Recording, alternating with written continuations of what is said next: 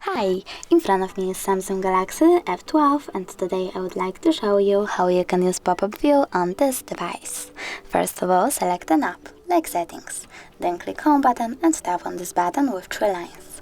After that, tap on the icon of an app, select Open in pop-up view, and now, as you can see, I can use my settings in this little window over here.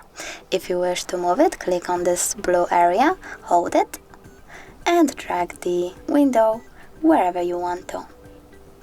If you want to use this app, overlay other one, just click on the other one, like calendar, and use both of them. If you wish to go back, click Home button, tap on this button with 3 lines, and just close your app in the background. Thanks so much for watching. If you enjoyed this video, don't forget to leave a like, comment, and subscribe. Bye!